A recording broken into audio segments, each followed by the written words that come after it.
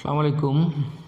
সুপ্রিয় শিক্ষার্থীরা, আজকে আমি এক্স রে কীভাবে উৎপন্ন হয়, এক্স রে তরঙ্গদৈর্ঘ্য কীভাবে বের করতে হয়, কম্পাঙ্ক কীভাবে বের করতে হয়, তার গতিশক্তি এবং বেগ কীভাবে বের করতে হয় সেইগুলো নিয়ে আলোচনা করব। তোমরা সবাই ভিডিওটি না টেনে সবটুকুই দেখবা।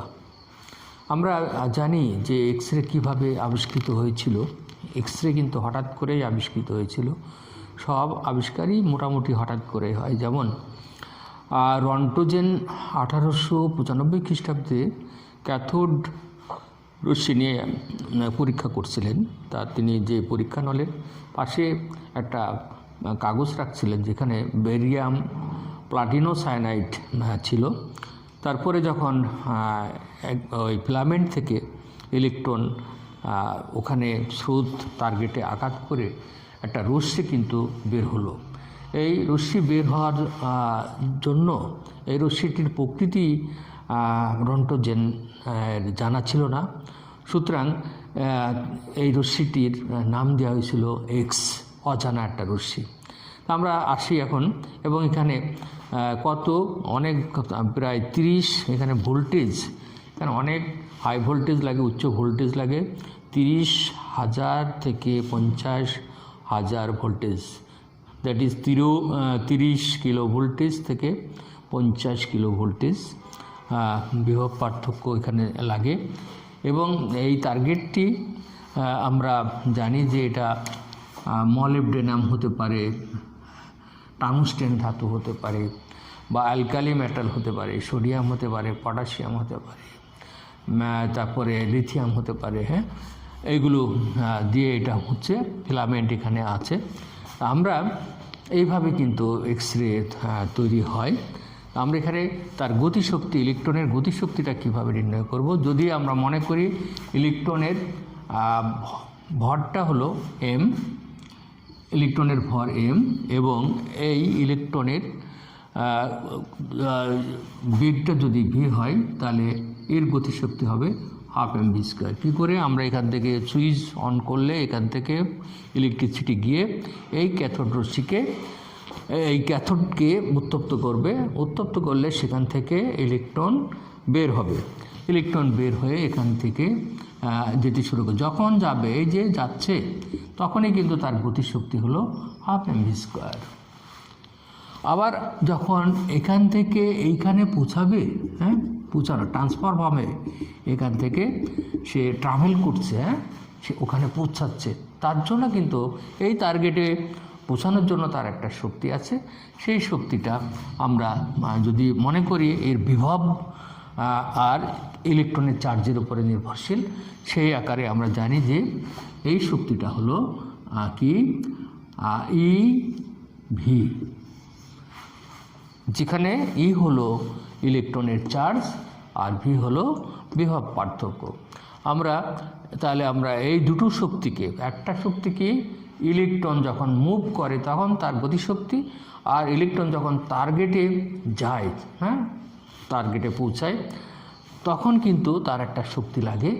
সেই শক্তিটা ওখানে পৌঁছানোর জন্য যে শক্তি, সেটা ইভি যদি হয়, তাহলে আমরা এই দুটো শক্তিকে যদি ব্যালেন্স করি, সমান করি, তাহলে কিন্তু ইলেকট্রনের বেগ পাবো আমরা। তা আমরা ইলেকট্রনের বেগটা তাহলে এইভাবে নির্ণয় করব। তাহলে এখানে v² = 2 E V by M. আমরা যদি এটাকে স্কোয়ার করি, ভি শুধু লিখি, তাহলে 2 ই ভি বাই এম। এই আমরা জানি যে ই হলো ইলেকট্রনের চার্জ, ভি হলো বিভব পার্থক্য, আর এম হলো তার ইলেকট্রনের ম্যাস, আমরা বা ভর বলি।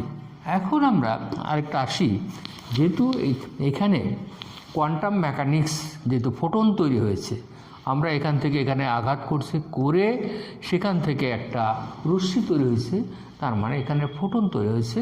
ফোটন যেখানে থাকবে সেখানে আমরা কোয়ান্টাম থিওরিকে ব্যবহার করব।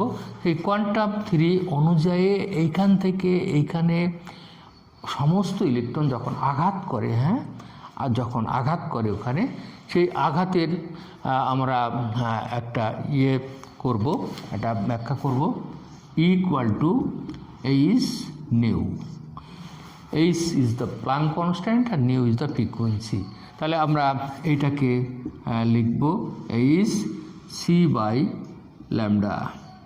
আমরা এইচ সি বাই ল্যামডা কেন লিখলাম এটা, যে আমরা জানি C equal to nu lambda, so nu equal to frequency equal to C by lambda. আমরা এখানে এই জিনিসটা বোঝাতে চেয়েছি। তাহলে এখানে আমরা করলাম, তাহলে এই এইচ সি বাই ল্যামডা এইটা কিসের শক্তি হতে পারে? এইচ সি বাই ল্যামডা যে এই টার্গেটে আঘাত করার, যে ইলেকট্রন টার্গেটে আঘাত করার যে শক্তিটা, সেই শক্তিটা কিন্তু এইটা। এখন আমরা চলে আসি যে এটা যদি হয় তাহলে আমরা এখানে এই শক্তিটা আমরা ধরব EV equal to H C by lambda. এখন আমরা এইচ সি বাই ল্যামডা, এটা এইচ সি বাই ল্যামডা এটা হলো কাকে আঘাত করছে? এটা যদি ইলেকট্রন আঘাত করছে, যে টার্গেটে যে ইলেকট্রন আঘাত করছে তার শক্তি কিন্তু এইচ সি বাই ল্যামডা। এখন আমাদের প্রশ্ন হলো সমস্ত ইলেকট্রন যেসব ইলেকট্রনগুলো ওখানে হিট করছে, আঘাত করছে, সমস্ত ইলেকট্রনগুলো যদি এই পাতের ভিতরে, এই টার্গেটের ভিতরে শোষিত না হয়ে সমস্ত মানে ওটার পুরাপুরিটাই এক্স রে তৈরি করতে ব্যবহৃত হয় সমস্ত ইলেকট্রনগুলো, তাহলে এখানে কোনো হিট হবে না। যদি না হয়, হয় না, খুব কমই হয়, যদি না হয় তাহলে এখানে এক প্রকার তাপ সৃষ্টি হবে, তাহলে আমরা লিখতে পারছি EV equal to H new, এই অংশটুকু হবে। এখন আমরা যদি ভাবি যে এখানে সমস্ত ইলেকট্রনগুলো এখানে আঘাত করে, এটা সমস্ত ইলেকট্রনগুলো এক্স রে তৈরি করার জন্য ব্যবহৃত হয়েছে, তাহলে আমরা বলবো যে এখানে ল্যামডাটা, যে তরঙ্গ দৈর্ঘ্যটা মিনিমাম হয়ে যায়, সর্বনিম্ন হয়ে যায়, তাহলে আমরা সাথে সাথে এইটা শূন্য হয়ে যায়। যখন ল্যামডা মিনিমাম হয়ে যায় তখন সেখানে সমস্ত ইলেকট্রনগুলো এক্স রে তৈরি করছে বলে আমরা ধরে নিই, তাহলে কিউটা শূন্য হয়ে যায়। তাহলে যখন ল্যামডা মিনিমাম হয়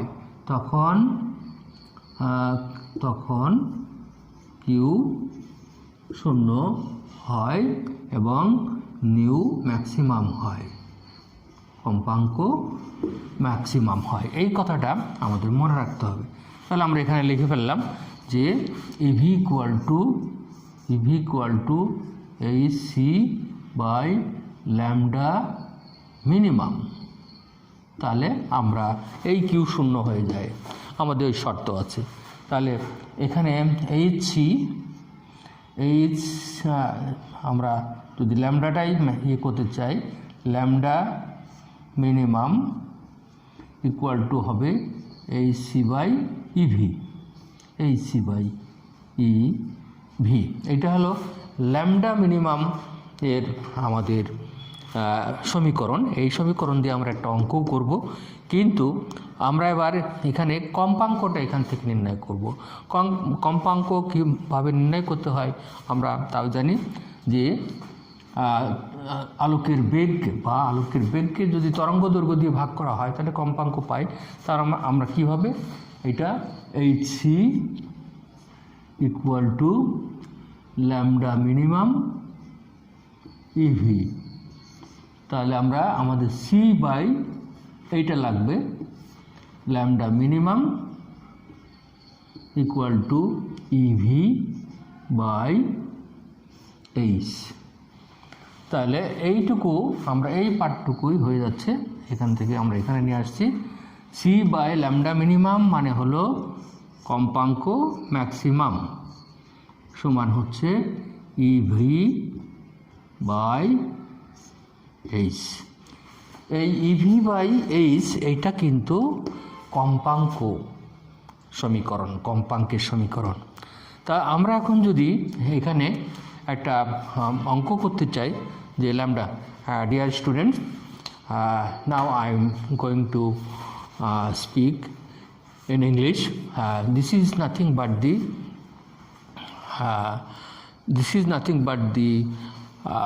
the production of X-ray diagram. So this is the battery, where positive is the positive terminal, negative terminal. So with the negative terminal she is connected, and by the positive terminal target is connected. When switch on, so electricity will flow through this way and hit the filament. When the filament heated, then electron will pass or transform or from C point to A point and hit the target A and thereby produce X-ray. Now we like to calculate the X-ray the velocity of X-ray and the kinetic energy of X-ray. So we have, if the mass of the electron of an electron is m and v is the velocity of an electron, so the kinetic energy is half mv square.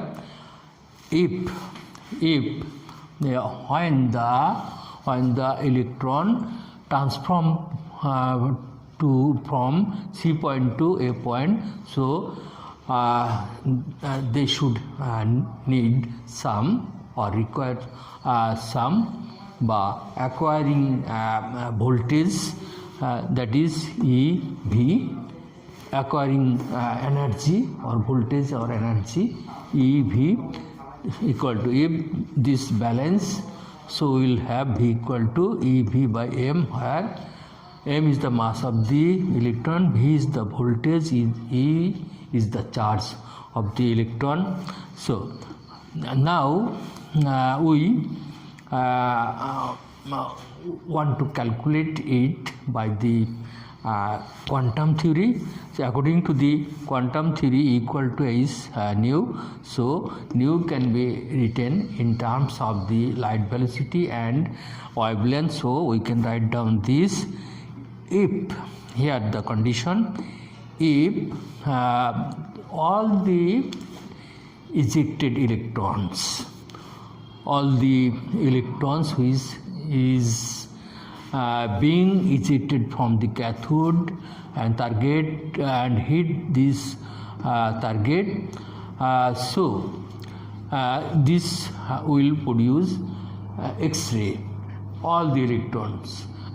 There is no any single electron will be absorbed in the target, so lambda will be minimum, so no any heat will be produced on the target, so Q will be 0. But while lambda is minimum, Q will be 0 and frequency will be maximum. So now when lambda is minimum, Q equal to 0, so we have this, and lambda minimum we calculate this, H equal to lambda minimum. So C by lambda equal to frequency. So for our convenient, C by lambda minimum, so EV by H. This is nothing but the frequency of the X-ray, that is EV by H, where H is the Planck constant and EV we know. Now we like to calculate, if the potential difference of a X-ray tube is 55 kilovolt, what will be the minimum wavelength of the X-ray? We know lambda minimum equal to AC by EV. Here given Archimedes, suppose an X-ray tube, the potential difference is 55 kilovolt. So what will be the minimum wavelength of the X-ray? So H is Planck constant 3 into 10 to the power minus 34 joule second. C is the light velocity 10 to the power 8 by E is the 1.6 into 10 to the power minus 19. V is the 55 which has been given into 10 to the power 3. So we will have 0.226 into 10 to the power minus 10 meter. So it can be written in Armstrong because 1 Armstrong is 10 to the power minus 10 meter. So thank you very much, dear student. Please practice this every day in your life, and thank you very much.